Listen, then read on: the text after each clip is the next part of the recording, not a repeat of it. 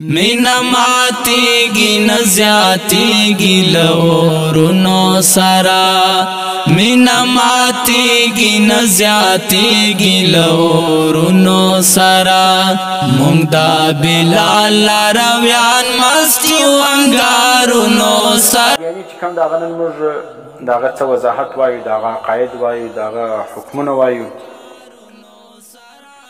او فرقه قادیانیه باندې کوم کتابونه لیکل سوي دي لپاره چې تاسو دغه چې کوم دي معلومات وسي د فرقې متعلق پس منظر د دې قادیانیانو اصولو چې انګریزانو د مسلمانانو اتفاق او اتحاد د ختمول لپاره او په مسلمانانو کې د انتشار پھیلاول لپاره داسې تخمونه وپاشل چې د هغه چې کوم نقصانات دي هغه نن تاسو وینئ چې مسلمانان پر څومره زیاتو جماعتو باندې پر څومره زیاتو دغه باندې چې کوم دي تنظیمو باندې تقسیم در تقسیم او فرقو باندې تقسیم مسلمانانو اتفاق او اتحاد چې کوم دي دا په دا باندې ختم شو هغه تخمو کې چې انګریز پاشلی ولو هغه یو تخم د قادیانیت ولو دا فرقه قادیانی چې کوم د وجود په 1840 کې شوې ده 1857 کې جنگ آزادي کیږي نو 1857 څخه مخکې 1840 کې د دې فرقې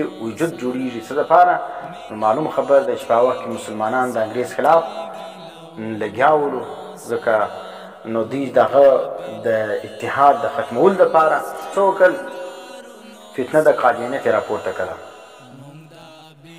د دې فرقې بانی چې کوم دی مرزا غلام احمد قادیانی ولو مرزا غلام احمد قادیانی چې کوم دی دا د هندوستان په ښار قادیان کې پیدا شوی ولو دا مرزا غلام احمد قادیانی چې کوم دی د کومې دعوې کړې ولې څونه تدریجاً د کړلی دي او خلک یې ګمراه کړي دي اوله دعوې ته وګوره اوله دعوه کړې ده د مجدد ده چې زه مجدد یم او محدث یم نو د دعوه د تجدید چې کوم دغه معنا دا ده چې ګوره چې په اسلام باندې کوم بدعات او رسومات او د اسلام چې کوم اصلي چهره مسخه سوي مجدد هغه څه به کوي برته ښکاره کوي نو اوله د دعوه وکړه چې زه مجدد یم خالي بیا دویمه دعوه چې کوم ده بیا دا په 1891 کې وکړه په 1891 کې د دعوه وکړه چې زه مسیح موعود یم مسیح موعود څه معنی عیسی علیه السلام یم ځکه د عیسی علیه السلام د راتلو وعده سوې ده او ده دا دعوه وکړه چې هغه مسیح موعود څه یم دا څوک دي دا زه یم حالانکه دوی خپله د عیسی علیه السلام د حیات انکار کوي یو طرف ته د حیات عیسی انکار کوي او بل طرف ته دا دعوه کوي چې زه هغه مسیح موعود څوک دي دا زه یم دا تناقض د ده په دعوو کې سلو 1891 کې مسیح موعود دعوه وکړه په 1892 کې معنی یو کال بعد بیا دعوه وکړه چې زه امام مهدي یم دوی په آخر زمانه کې د دجال سره جنګېدو قوتو سربراه امام مهدي دا دعوه یې وکړه چې هغه زه یم څو عمر پر دې دعوه باندې پاتو بیا 9 کاله بعد په 1901 کې بیا د نبوت دعوه یې وکړه دعوه د تجدید ولا مجدد بیا مسیح موعود سلو بیا امام مهدي سلو پسې بیا آخر چې سلو نبي سلو پسې نعوذ بالله د نبوت دعوه یې وکړه پر ختم نبوت باندې چې کوم دی هغه یې ضرب ولګوي او په 1918 کې بیا دی چې سلو دی مړ سلو کیفیت د مرګ علماو بعض وایي الیکشن کې مړ سلو او بعضې وایي چې دی چې څه وخت مړ سلو داسې خطرناکه مرګ یې ولو چې تر خوله او تر دا دواړو سبیلینو وینې روانې وې تر خوله هم وینې روانې وې او تر قبول او تر دبور دواړه وینې روانې وې دا داسې خطرناکه مرګ چې څوک د اسلام د نبي اسلام پر نبوت باندې هغه ضرب لګوي ختم نبوت نه مني او دعوه د نبوت کوي نو د هغه دپاره دا سزا الله پاک و انسانانو ته ښکاره کړي په لیټرین کې مړ او تر قبول و دبور او تر خولې وینې روانې وې عقاید د دې قادیانیانو څه دي یو خو د ختم نبوت انکار کوي چې نبی علیه السلام د آخري نبی نه دی دا بلکې آخري نبی څوک دی قادیانی دی دا نو ګوره د نبوت انکار، ختم نبوت انکار کول. دا ګور ختم نبوت چې دی دا قرآن باندې ثابت دی چې نبی الاسلام خاتم النبیین دی، او په حدیث متواترو باندې ثابت دی چې نبی الاسلام خاتم النبیین دی. چې څوک د ختم نبوت انکار کوي د اصلي مسلمان نه دی. نو قادیانیان او میرزا غلام احمد قادیانی دا دعوه کړې وله چې نبوت چې کوم دا ختم سوی نه دی. ځکه دا عقیده دوی ومني، بیا خو میرزا غلام احمد قادیانی هغه نبوت دعوه چې شو د خپلتو وله، نو ځکه دوی دا عقیده خپله کله چې نبوت ختم سوی نه دی او دغه چې کوم دی هغه نبوت سلسله جاری ده. دویمه دعوه یې دا وله چې د نبوت دروازه بنده سوې نه ده. نو چې تا به اعتراض وکړي چې قرآن کې خو راغلي چې خاتم النبیین چې نبی اسلام خو خاتم النبیین دی، نو ده به دا معنا کوله ول خاتم النبیین معنا دا ده ګوره چې الله پاک تر اوسه پورې دا نبوت انسانان ترکوي.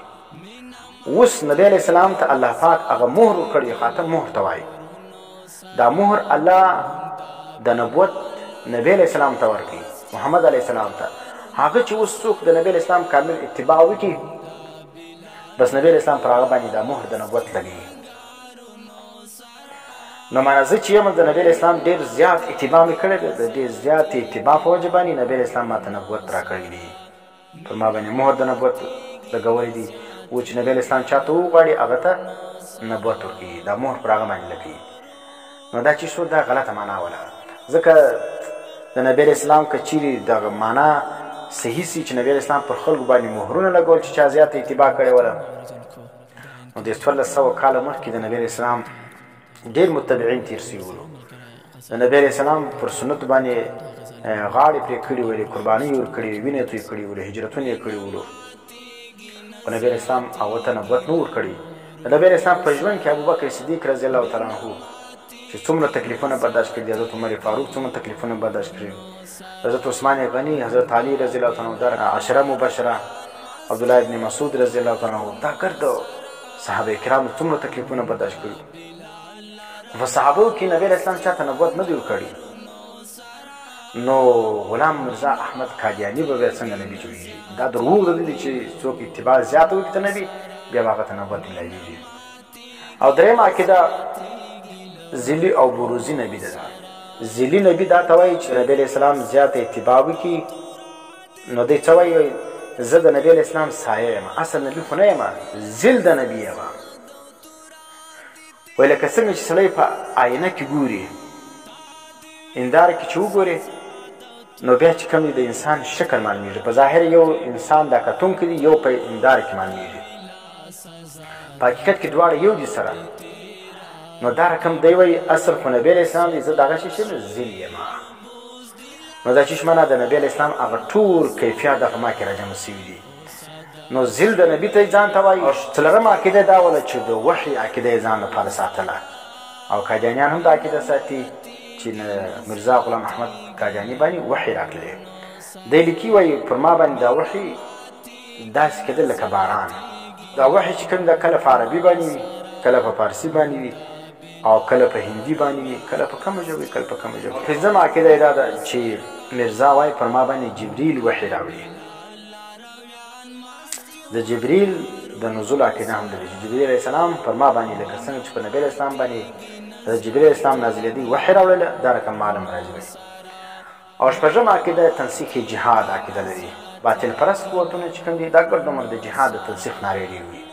جهاد نسته، جهاد ته دهشتګردي ویل، جهاد ته فساد ویل، او جهاد چې کوم دي یا مجاهدین په مختلفو نامو باندې په مختلفو حربو باندې بدنامول، پر هغو باندې لیبلونه لګول، د فسادیانو، د دهشتګردانو او د باطل پرستو، د خوارجو دا رقم فتواوې چې چا لګولې پر مجاهدینو باندې په پوج دا باطل پرست خلک دي.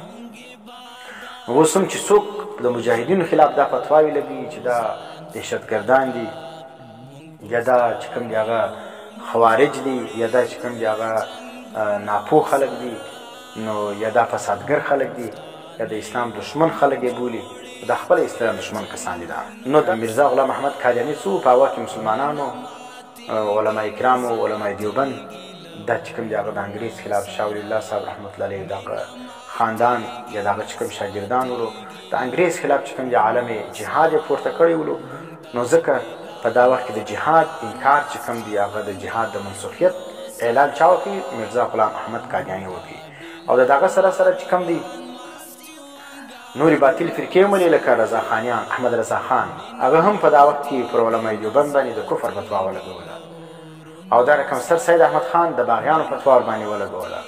او دا رقم غیر مقلدینو هغه هم د انګریز سره د وفاداري اعلان کړی دی او د علمای دیوبند خلاف چې کوم دی هغه دا رقم فتواوې لګولې دي.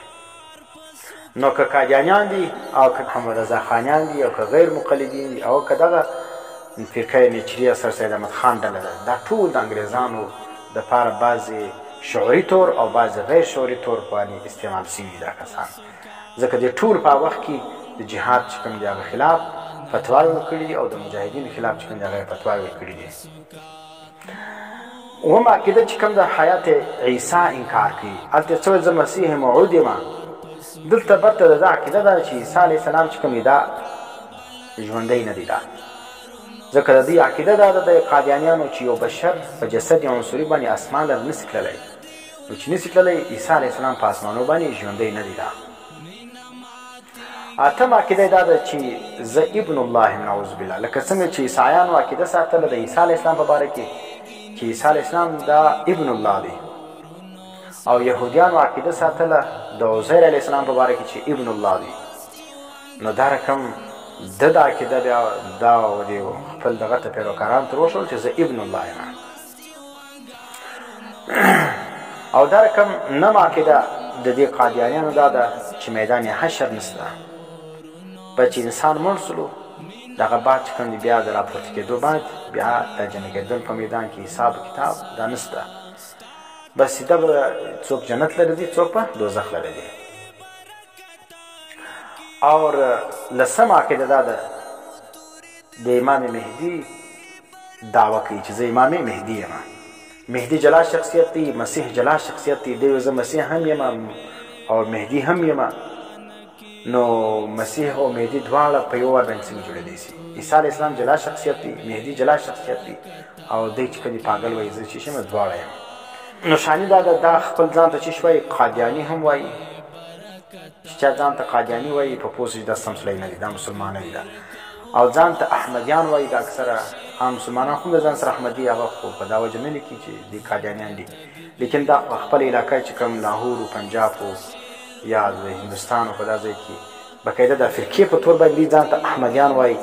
نو دغه احمدیان چې کوم دي چې ځان ته احمدي وایي نو دا هم چې دي دا قادیاني دي. دا او بل چې کوم دي میرزایي دي ځان ته وایي چې میرزایي ووایي نو دا چې کوم دي دا هم قادیاني دي. دا دې څخه ځان ساتل پکار دي. حکم شرعي د دې فرقې چې دي، حکم شرعي د دې فرقې دا دي. دا فرقه چې کوم ده دا د عقیده ختم نبوت او دا رقم د نور باطلو عقاید پر بنیاد باندې دا د دایره اسلام څخه خارج ده. دا کافران هم دي، دا زندگان هم دي. دې سره هیڅ قسم تعلق دا جایز نه دی. لین دین نه دی سره جایز. مناکحت نکاح کول دا جایز نه ده. دا رقم د دې ذبیحه خوړل جایز نه ده. د دې په جنازه کې شرکت کول دا جایز نه دی. دا او چې کوم سړی قادیانیان ته صحیح مسلمانان وایي، صحیح ورته وایي چې دا سم خلک دي، نو دغه مسلمان چې دعوه د اسلام کوي او قادیاني ته سم وایي په دا خبر باندې د اسلام خارجيږي. ځکه د منکر د ختم نبوت ته چې وایي صحیح وایي، چې غلط تسلی صحیح وایي نو د خپل غلطي ده. او قادیانیان باندې چې کوم دی هغه پاکستان کې چې کوم دی هغه د کفر حکم لګېدلی وي. معنا پاکستان آئین چې کوم دی هغه هم قادیانیان ته کافر ویل دي. د جمهوری ګډوډ نظام ډېر بد قانون پکې جایز دی او علل اعلان کیږي. لیکن په دا رقم ملک کې هم قادیانیان ته چې شوی دي کافر ویل شوي. نو چې دومره ګډوډ سړی دونه ګډوډ ملک هم چې کوم دی هغه یو چاته کافر ووایي نو معلومه خبره ده په کفر کې هېڅ شک نشته. چې یو چرسي و بنګي ته معلومیږي چې دا شی غلط دی نو عام خلکو ته به څنګه نه معلومیږي. نو د جمهوري نظام چې په دې ملک کې موجود دی جمهوري نظام هم و دې خلکو ته چې شوی کفار وایي. جمهوریت څخه خلک ګرد بېزاره دي. دغه نظام هم د قادیانیانو ته چې شوي دي کافر ویل دي. او بل دا دی د قادیاني دپاره لازم شرط دا دی چې څوک د خپل مذهب څخه توبه کاږي نو دی به کلمه شهادت وایي. د کلمه شهادت سره سره به علل اعلان دا وایي چې قادیاني چې کوم دي د هغه کافر ولو دغه زه براءت اعلان کوم. او په 1974 کې علماو د پاکستان په آئین کې دا خبره درج کړه او متفقه پاس کړه چې قادیانیان چې دي دا کافر دي. پاکستان پارلیمنت هم دا فیصله کړې ده، ګډوډ پارلیمنت، چې دا شي دا کفار دي. فتنه قادیانیت خلاف څه کتابونه لیکل سوي دي، تاسو دا وګورئ، بیا به انشاءالله د دې فتنې څخه د خبرېدو دپاره ډېر فایدهمند وي. یو چې کوم دی هغه فتنه قادیانیت منشي عبدالرحمن صاحب لیکلی دي، او دویم چې کوم تحفه قادیانیت حضرت مولانا یوسف بیدانوی شهید رحمت الله علیه لیکلی دي، اور دریم چې کوم دی قادیانی عقاید و عزائم مولانا تاج محمود صاحب لیکلی دي، او څلورم چې کوم د آینه قادیانیت مولانا الله وصایه صاحب لیکلی دي.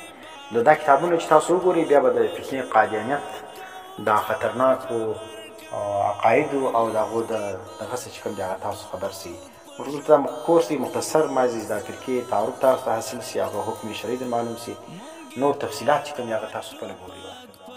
باکو ځان خبر کا مونږ بادا ټوپک په ژبه کو ځان خبر کا مونږ پښتانه یو مونږ جوړې ګل جنګونو سره مونږ پښتانه یو مونږ جوړې ګل جنګونو سره مینا ماتیږي نه زیاتیږي له اورونو سره.